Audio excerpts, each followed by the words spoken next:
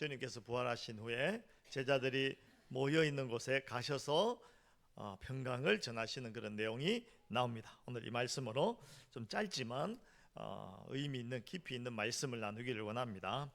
여러분, 오늘 우리는 사망 권세를 이기시고 부활하신 예수 그리스도의 승리를 기념하기 위하여서 이 자리에 모였습니다. 그런데 오늘 본문의 제자들을 보면 그들은 축제 분위기가 아닙니다. 전혀 축제 분위기가 아니죠. 19절을 보시면 제자들은 두려웠습니다. 두려워서 무엇을 합니까?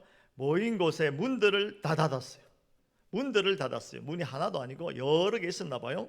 그 문들을 다 닫았습니다. 여기서 닫았다라는 말은 단지 잠궜다라는 것이 아니라 외부와의 소통을 완전히 차단하고 고립된 상태로 있었다라는 것을 의미합니다.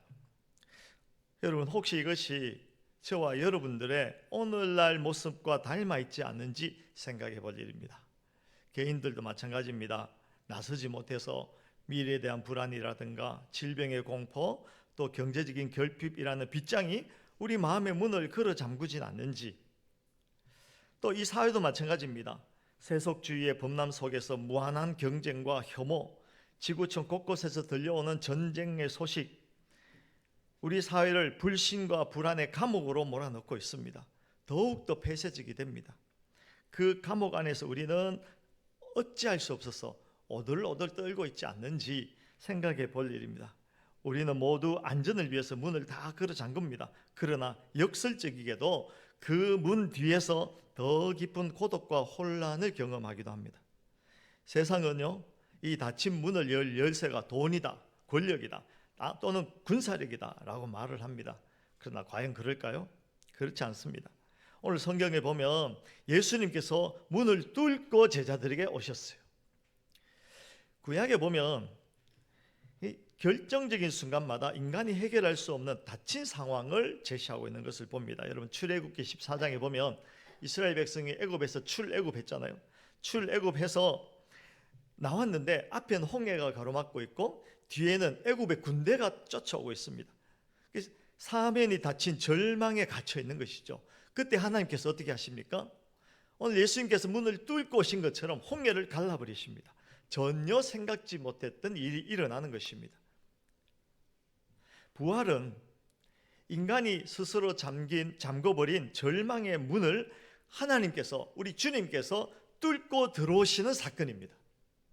부활하신 주님께서 여러분들의 그 깊은 들춰낼 수 없는 그 감옥처럼 나를 얽매고 있는 그 모든 굴레를 뚫고 지금 여러분들의 삶 가운데로 가장 은밀한 곳으로 뚫고 들어가시는 것입니다. 그 예수 그리스도를 만나시기 바랍니다. 그리고 오실 뿐 아니라 주님께서 어떻게 말씀하십니까? 19절과 21절을 보면 반복해서 말씀하십니다. 무엇이냐면 너희에게 평강이 있을지어다. 너희에게 평강이 있을지어다. 주님께서는 그 문을 뚫고 들어오셔서 우리에게 평강을 선포하십니다. 평강, 이 히브리어로는 샬롬이라는 뜻입니다. 샬롬. 샬롬의 의미는요, 결함이 없는 상태로 회복하다라는 그런 뜻이 담겨 있는 것입니다. 예수님이 십자가에서 다 이루었다라고 말씀하실 때 그 말씀과 연결되는 것입니다. 죄로 인해서 파괴되고 깨어졌던 인간의 영혼과 삶의 조각들이 부활의 능력으로 다시 제자리를 찾고 온전해졌다라는 것을 선포하는 것입니다. 주님의 샬롬은 부족한 것을 채우는 정도가 아니고 깨진 우리의 인생의 파편들을 다시 모아서 하나님의 형상으로 완벽하게 새 창조하는 새 창조의 역사입니다. 주님께서 우리에게 오셔서 샬롬 하실 때는 우리가 가지고 있는 모든 그 아픔과 외로움과 두려움이 다 사라지고 정말 주께서 주시는 생명으로 우리가 새 창조되어지는 것입니다. 그 주님의 샬롬이 나에게 임하기만 하면, 그 주님의 샬롬이 진짜 내 안에서 역동하기 시작하면 우리가 새로워지는 것입니다. 샬롬은 단지 조용한 상태가 아닙니다. 그냥 호수같이 잔잔한 그런 상태가 아닙니다. 샬롬은요, 무질서가 하나님의 질서 아래 복종되어지는 상태입니다. 세상의 온갖 무질서가 하나님의 권세, 권위에 의해서 잠잠해지는, 복종하는, 머리를 숙이는 그런 상태라는 것입니다. 성경 마가복음 4장에 보면 이런 사건이 나오죠. 예수님께서요, 제자들이 그 갈릴리 바닷가에서 막 고통하고 있습니다. 왜 고통했어요?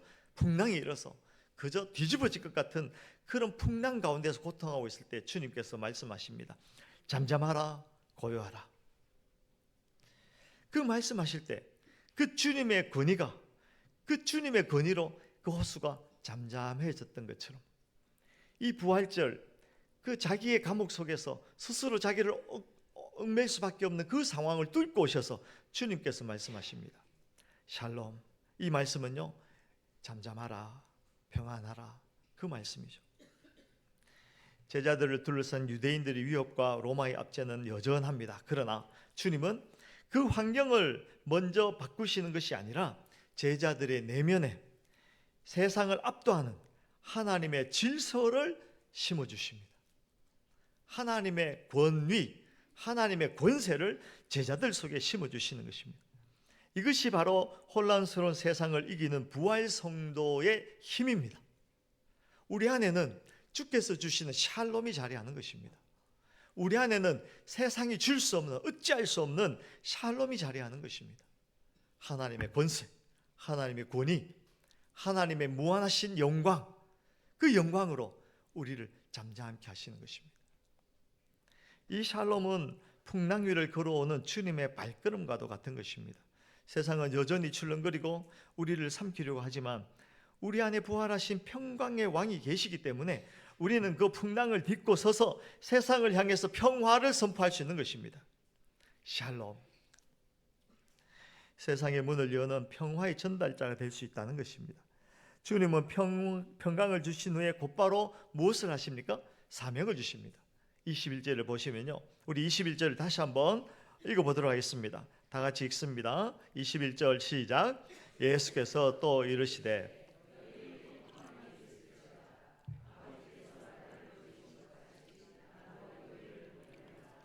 아멘. 평강은 전념되는 것입니다.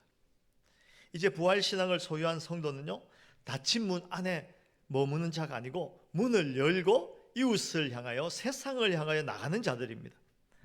오늘날 혼란스러운 사회와 세상의 해법은 바로 부활에 정인된 여러분들, 부활에 정인된 교회, 우리 교회가 이 세상에 샬롬을 선포할 수 있는 유일한 통로가 되는 것입니다.